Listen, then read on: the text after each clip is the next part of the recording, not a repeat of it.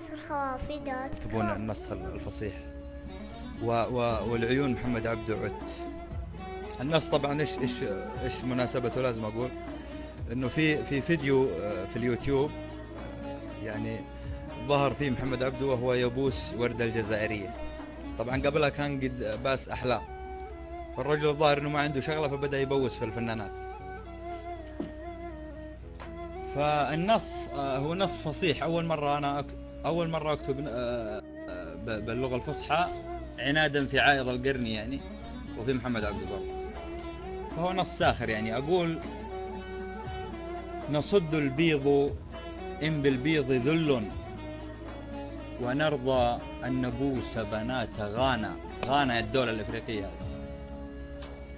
نصد البيض إن بالبيض ذل، ونرضى أن نبوس بنات غانا.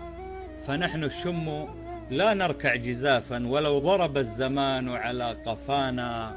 نبوس ولا نباس إذا رغمنا، وإن بسنا نبوس على هوانا. أمس الخوافي دوت كوم.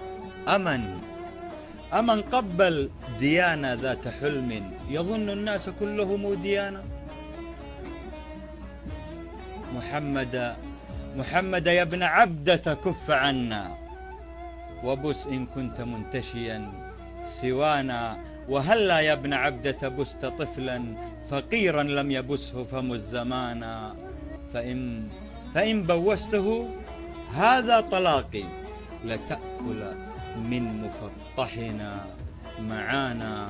وأما البوس فالبوسات تترى، بيمدينا نبوس وش ورانا. عشم عند فنان العرب انه يغنيها على نفس لحن حبيبي قوم بلغ لي إشارة. وأنا بعطيه كذا كوبليه عشان هو يعرف، لأنه في الفترة الأخيرة مع البوسات هذه قام يفوت الرجل. فأقول إيش: نصد البيض إن بالبيض ذل، ونرضى أن نبوس بنات غانا.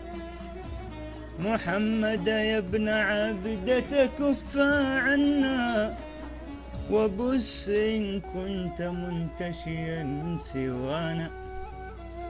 وهلا يا ابن عبدة بست طفلا يتيما لم يبسه فم الزمان.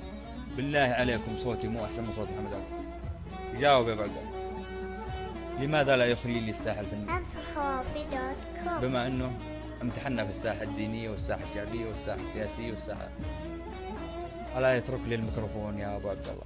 محمد عبده متى يترك المايك؟ هذا سؤال يا أبو عبد الله.